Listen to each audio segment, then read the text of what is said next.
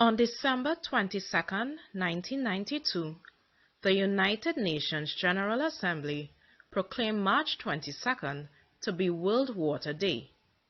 This day was first celebrated in 1993. It is celebrated as a means of focusing attention on the importance of fresh water and advocating for the sustainable management of freshwater resources. It is about taking action to tackle the global water crisis in support of Sustainable Development Goal 6, Water and Sanitation for All by 2030.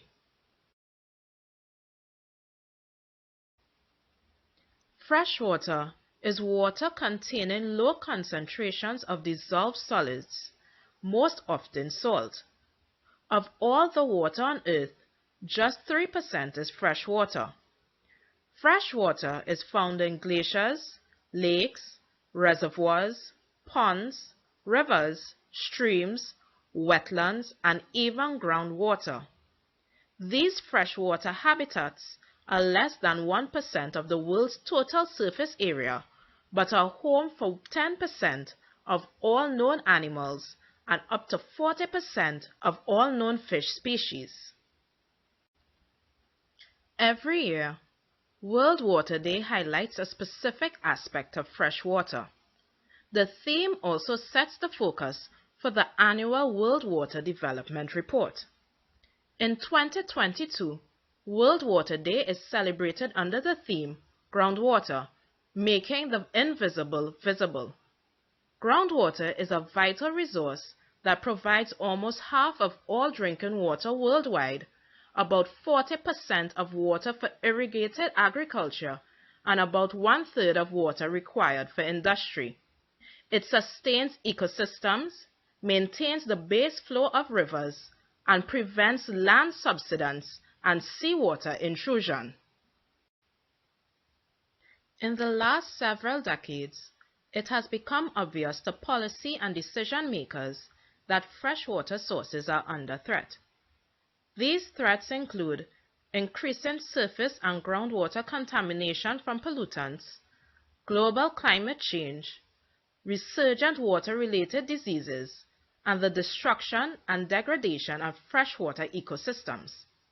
Several trends show these new challenges, such as the continued inability to meet basic human needs for water, the increasing conflicts among urban, agricultural, and environmental water interests, growing numbers of endangered and threatened species, and new outbreaks of water-related diseases. In Trinidad and Tobago, rivers and groundwater aquifers supply the water requirements of an expanding human population, industry, irrigated agriculture, and the support of biological species and wetland ecosystems. The Caroni River in Trinidad is one of the major contributors to the potable water supply of Trinidad. Over the past few decades, the quality of water in the rivers of Trinidad and Tobago has deteriorated. Some threats to the freshwater sources in Trinidad and Tobago are watershed deterioration and chemical pollution. Watershed degradation is a major cause of impairment to freshwater and the aquatic environment. The main activities which contribute to this are the removal of forests and vegetation for housing, timber, squatting, urban expansion and agriculture, quarrying operations and road construction on steep slopes, the use of inappropriate soil conservation measures, and the recurrence of fires, particularly on steep hill slopes, which result in the loss of vegetative cover.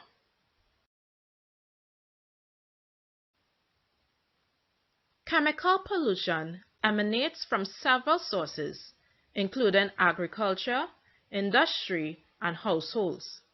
In Trinidad and Tobago, runoffs from industries such as oil refining, rum distillation, petrochemicals, agro-processing, paint manufacturing, and metal finishing have been discharged into drains and rivers impairing the quality of the water. To address these and other environmental issues, Trinidad and Tobago's government established the Environmental Management Authority. As part of their function, they are mandated to write and enforce laws and regulations for environmental management, to educate the public about the nation's environmental issues, and to control and prevent pollution, as well as conserve natural resources.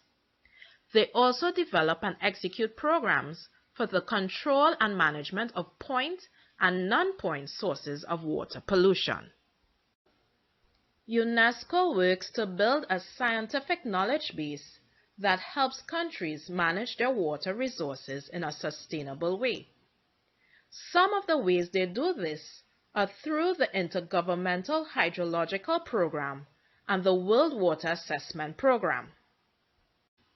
The UNESCO Intergovernmental Hydrological Program, founded in 1975, following the International Hydrological Decade, is the only intergovernmental cooperation program of the United Nations system dedicated to water research and management and related education and capacity development.